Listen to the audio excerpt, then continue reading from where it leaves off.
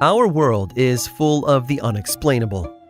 And if history is an open book, all of these amazing tales are right there on display, just waiting for us to explore. Welcome to the Cabinet of Curiosities.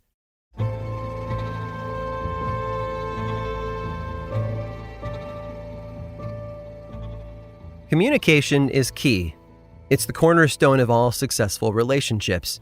Effective communication can bring people closer together, help them understand each other better, and even stop certain problems before they start. In the case of Hiroo Onoda, communication could have saved him and the Japanese military a whole lot of headaches. Onoda had been stationed in the Philippines during World War II. An intelligence officer by trade, he had been given strict orders to do everything within his power to hinder all enemy attacks on the island. The airstrip and the piers at the harbor became his primary targets, and should he be caught, he was to fight until death. Capture and suicide were not allowed. Once Onoda arrived on the island, he fell in with a group of Japanese soldiers who had already been stationed there. He was of a lower rank than them and so had to follow their orders instead. His mission had stopped before it had even started, and it wasn't long before the United States took over the island with the Philippine Commonwealth in February of 1945, 7 months before the official end of the war. The other soldiers had been given orders to fight, which they did, but they were no match for the Allied forces. It would have been much easier had they allowed Onoda to carry out his original mission, but it was too late for that. All but a handful fell, leaving Onoda the acting commander. He ordered the remaining men to retreat into the nearby hills where they would be safe. He and 3 other Japanese soldiers lived in the Philippine wilderness for months, building huts out of bamboo and stealing food from local villages. When they got desperate, they slaughtered cows and ate their meat. Time in the mountains, though, changed them, and the men eventually grew paranoid of anyone who dared venture near their camp. Stray islanders were often mistaken for enemy guerrillas and killed without question. The soldiers managed to avoid all American and Filipino search parties for a time, until their position was compromised and a shootout killed 2 of them. A third surrendered to the authorities, while Onoda ventured deeper into the mountains. And no one heard from him after that. Lieutenant Onoda was declared dead by the Japanese government in 1959. All search party efforts had failed to locate him. Then after the killing stopped, they stopped looking. And then, in 1974, a Japanese student named Norio Suzuki set out to find the missing soldier. Well, he set out to find 3 things, really. In his words, Lieutenant Onoda, a panda, and the abominable snowman. And 4 days after his journey began, he found him, alive. Suzuki tried to coax the soldier off the island to return to the modern world back home, but Onoda wouldn't listen. He was still awaiting orders from his commanding officer. Unable to convince the soldier to leave with him, Suzuki took some pictures as proof and let the Japanese government handle the recovery of their missing asset. Those government officials asked Onoda's superior officer, Major Yoshimi Taniguchi, to fly out to the Philippines to deliver the orders as he had promised years earlier. And once those orders had been given, Onoda surrendered and handed over all the weapons he had amassed during his time on the island. For over 30 years, Hiroo Onoda believed World War II was still being fought all over the world. He had no idea that atom bombs had been dropped on Hiroshima and Nagasaki, or that the Allies had won. The Japan he came home to was like an alien planet, with tall glass buildings all around him and cars clogging all the streets. He became a celebrity of sorts back home and eventually released a book about his experiences on the island, how he'd fought his own war on behalf of a country that had left him behind. But he found fitting into the new world difficult. So much had changed while he was away. Unable to handle living in a modern Japan, he traveled to Brazil, got married, and established schools to help troubled kids both at home and abroad.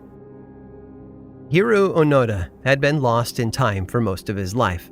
He'd missed so much and had come back to a world he did not recognize.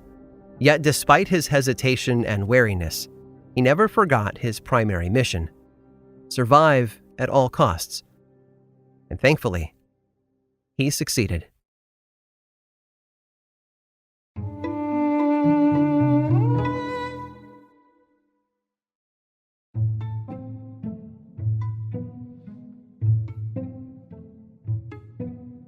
Its name instills mystery and wonder in those who hear it. It strikes fear in others. Its influence around the world is unmatched, as evidenced by the symbols and signs on our own currency. It has influenced political elections and, according to some, replaced popular celebrities with brainwashed clones. It's also been linked to the Freemasons and a clandestine organization known as the New World Order, which seeks to take over the world by way of a global authoritarian government. Of course, I'm referring to the Illuminati. Its reputation has solidified it as one of the most influential and sinister organizations in history. However, while it might seem like the Illuminati is a far-reaching underground society with a deeply historical foundation, the truth is a lot more ordinary. It all started when an 18th century German scholar named Adam Weishaupt had an idea. Growing up, Weishaupt found a passion for reading and philosophy, but philosophers he enjoyed studying went against the Catholic conservatism permeating Bavaria at the time. He started looking for others like him, folks who also believed that religion and the monarchy were stifling the growth of modern society. He thought about joining the Freemasons for a while, whose group was flourishing throughout Europe at the time, but Weishaupt couldn't get beyond some of their beliefs. Instead, he decided to create his own secret society, one that didn't renounce religion, but gave its members freedom from the prejudices and limitations religion seemed to impose. The goal was not to establish another theocracy. Weishaupt wanted members of this new organization to find happiness and liberty without all the political trickery that he linked to the church. The Illuminati's first meeting was conducted one evening in a nearby forest on May 1st, 1776. 5 men gathered together and set the foundation for what would eventually become an association of 3,000 members. Soon enough, big names started joining their ranks, including Baron Adolf von Knigge, a former Freemason whose efforts within the Illuminati not only brought it publicity, but also heightened tensions inside the group. He fought often with Weishaupt about the direction of the organization, encouraging him to behave more like the Freemasons by giving everyone secret names and organizing the members based on a hierarchy of 13 complicated degrees. He eventually left the group, but his work added to the mystery that would eventually elevate it to the public consciousness and inspire numerous books, television shows, and movies about its undercover operations. Except the Illuminati, as it was known during the 1700s, never made it to the levels described by authors like Dan Brown or Umberto Eco. An edict issued by the Duke of Bavaria in 1784 put an end to all secret societies not previously sanctioned by law. Anyone caught practicing as a member of an outlawed order was to be sentenced to death. Weishaupt lost his job as a professor at the local university, and so he fled to Saxony, where he ended up teaching philosophy. And that was the end. But if the Illuminati was forcibly disbanded over 230 years ago, why does its name still crop up whenever someone mentions the Kennedy assassination or the moon landing? Well, for that, we can thank one book series. No, not the one about secret messages in famous Italian paintings.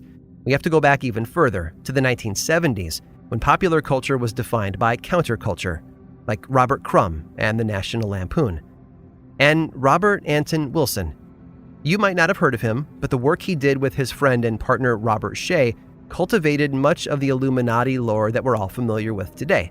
It started while the pair were working at Playboy magazine as associate editors. They and some of the other writers started mailing in fake letters to the magazine about a secret society called the Illuminati. Then they'd write more letters to contradict the first batch, adding an air of mystique and intrigue around the organization. Wilson and Shea turned their hijinks into a popular series of satirical books called the Illuminatus Trilogy, which fleshed out the conspiracies behind the assassination of JFK and the meaning of the Eye of Providence on the back of the $1 bill. The books eventually influenced numerous films and stage adaptations, only further spreading their misinformation to the masses. These stories took on a life of their own, and the fiction soon mutated into rumors and eventually full-blown conspiracy theories.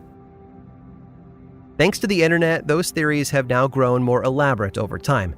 And thanks to a prank from 2 magazine editors, a failed German secret society was reborn as one of the most powerful and far-reaching organizations in the world.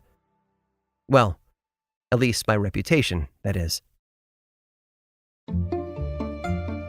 I hope you've enjoyed today's guided tour of the Cabinet of Curiosities. Subscribe for free on Apple Podcasts or learn more about the show by visiting curiositiespodcast.com. This show was created by me, Aaron Mahnke, in partnership with How Stuff Works. I make another award-winning show called Lore, which is a podcast, book series, and television show, and you can learn all about it over at theworldoflore.com. And until next time, stay curious.